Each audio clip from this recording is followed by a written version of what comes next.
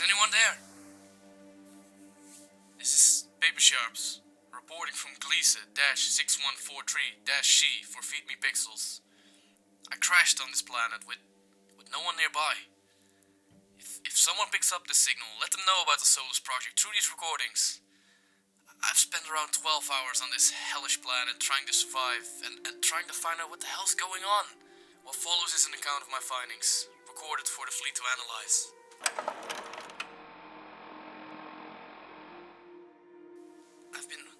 I've been walking around on this planet and I've seemed to find some diaries called the Solus Project. It states the following. The Solus Project is an open-world survival game with a linear single-player story. It includes survival and crafting gameplay, as well as exploration and puzzles. Apparently it costs $14.99 or €14.99. The game is largely envisioned by a Dutch man called Shu de Jong, who worked for Starbreeze, Guerrilla and Epic. I have no clue what all of this means connected to this planet, but I hope we'll find out later. This is Paper Sharps again. It seems I've found more diaries on the Solus Project. This so-called game seemed to be in development since July 2013. The game is supposed to be in early access, and 3/4 of the game is available and already done. And it seems a full release is scheduled for May 2016. A new update, whatever that means, will follow early April with 2 large new levels, 3 hours of extra gameplay and a 4th island. They seem to have planned 90 days of early access for fine-tuning and improving the game, and the endgame content is not available until the full release. If you get the game now, it seems to be off 25% in early access compared to the full release. So, it has been 6 hours by now, and finally I found some place to rest. It's time to look back at what happened so far. 6 hours ago, I crash-landed and stranded on a planet called Gliese-6143-She. It seems to be I'm the only survivor left from the crash. As we all know, a long time ago, a rogue star wiped out Earth, and the human race retreated to Pluto. 5 scout ships were sent out to find a new home for humanity, including this one, which I crashed with. I need to re-establish contact with the other ships somehow, but I wouldn't know how. I've heard some signals from far off with my radio. It might be a comm tower. But am I the only one on this planet? I've been looking around and seeing some weird paintings as well as some other crazy stuff. I've been running around on this planet, trying to keep myself fed, hydrated and sleeping enough. I've had run-ins with really warm weather as well as really cold weather during the nights. I've been this close to getting a sunstroke or suffering under hypothermia. The planet seems to be very hazardous as well. I cannot imagine any life forms living around here. I've seen meteor showers and I've run like crazy to get to the caves when they hit because they got really close. I've seen some scary tornadoes and there were so many earthquakes. The climate of this place seems to randomize all the time. First thing I did when I got out was I grabbed a pipe, I found some roots, combined them, and I've dipped them in the oil of our crashed wreckage. When I got it ignited, this torch works for a long time, and it works intuitively and sweet. I've had it ever since. There seems to be little repetition needed in crafting stuff and gathering items over here. I've been exploring a lot around as well. The whole planet seems to be mysterious and scary, and there seems to be hints of an existing civilization somewhere hidden beneath the depths of this planet. I've seen cave paintings with weird alien mythology. I've seen tablets with stories on it about what happened before. I've also found a teleporter module which makes me climb obstacles a lot easier. I've been running around collecting crazy stuff. I've found secrets, I found relics which seem to boost my stats somehow. I've found stories everywhere of alien mythology, but I've also found stories from the rest of the crew, and I've even found diaries from some of my friends. I'm not quite sure if they're still around, but I have to keep looking.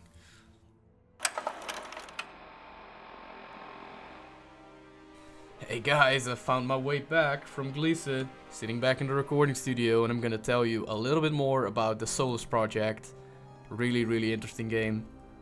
The atmosphere in this game is just stunning, really beautiful. The graphics though are standard, running on Unreal 4, they look great and some interior locations are actually quite impressive. Overall it did not stand out as highly unique to me. There are some nice visual touches such as cold and heat making your HUD red and blue, but still there's nothing new there, we've seen that in more survival games. The audio on the other hand is both good and unique to me. The original soundtrack feels airy, mysterious and claustrophobic at times. Combined with the sound effects, it really feels like you were alone and the last human alive. It is really daunting. Sound effects are great and they really contribute to a very awkward feeling of being in a dangerous place, where survival is absolutely not guaranteed if you do not keep moving. It's basically move or die all over again. I've experienced earthquakes as mentioned in my logs, impacts from meteor showers nearby, lightning strikes, tornadoes, and all these sound effects combined with an eerie soundtrack that accompanies it to tell you that something is going on, keep you constantly tense. Of course this would not be an early access game without a list of issues, but of course it's also important to keep in mind that this seemingly long list I'm gonna talk about now is not necessarily ruining the experience, because many things can still be tweaked and changed. First of all, there seems to be a lack of direction sometimes, making you wander around aimlessly for a long time. Some people might enjoy this who played survival games before. For me it felt pointless with a backlog of games big enough to crush Atlas's back. Some minor issues here and there are apparent as well, such as an audio glitch or crouching having a clunky animation. You can get stuck between pillars or stones sometimes, and you can use your teleporter module to get out, but honestly that shouldn't be the case. Collision detection sometimes fails as the special meter you have in your left hand clip through a rock every now and then. Eating and drinking become redundant features really quickly, which makes me wonder if this is at all a good addition to the game. Because when you find the save points, there's always infinite alien food and water basins around. And if you drop a beacon, you will always find the location back. As long as you keep an eye on the time, you should be fine of not dying of thirst and hunger. And the teleporter module can be annoying to use sometimes, because the reach is short and the discs bounce off easily from small surfaces when you're jumping for that extra reach. The randomized climate seems to randomize when reloading a save as well, so the question if the climate will kill you or not really boils down to are you near a cave or a save point, because if you're near a save point you can just save and reload and the weather seems to be normal again. Not quite sure if that was supposed to be the case, but it's a little exploit you can use when you're in a tough pickle. Finally, there are two more things which did aggravate me and really need to be nerfed. Jumping absolutely sucks. It has so little range that you actually have to stick to the teleporter module because it's so much better traversing vertical areas, and I'm pretty sure that was the intention as well, and I'm not sure if I'm on board with that. Also, the falling damage is absolutely ridiculous. Do not try the shortcut by just falling down small heights. You will lose tremendous amounts of health for no reason at all. Is there anything I feel needs to be tweaked tremendously, it's the fall damage, because it aggravated me so much just taking a really small leap and losing about 100 health in one go. Of course, being a preview and all, we are not giving any number to this game yet because it's not out yet. We can talk about what we can expect, the overall expectation of this game. What I especially liked about this game is that the survival-esque exploration game has a linear single-player story. I never really got on board with the online stuff, except for Minecraft I guess. You can take in as much story and background as you want, or not, because you can also go straight for the main objective and beat the game in around 8 to 10 hours. At least so far, because more content is coming of course. The world feels dynamic and mysterious due to the procedural climate and anxiety-inducing soundtrack and sound effects. Combine this with an alone in the world type of story and your curiosity will keep being poked from beginning to end. The gameplay is solid and keeps you going whilst exploring, but I feel many tweaks need to be made in this respect. Especially concerning movement issues such as jumping, fall damage and getting stuck.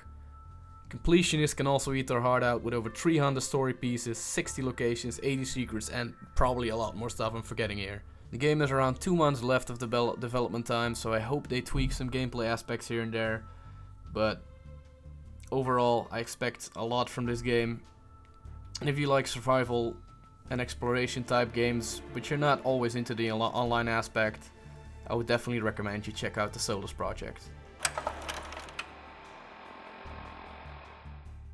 Guys, girls, this is is Paper Sharps again with the final log. It seems not every one of you knows what Feed Me Pixels is all about yet.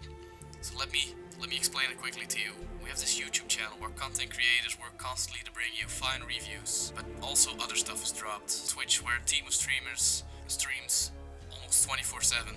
We have a website where you can even find more Feed Me Pixels related stuff. Think of publications such as written reviews, but also opinion pieces. I was Paper Sharps. I am logging off. Seeing you next time. Bye bye.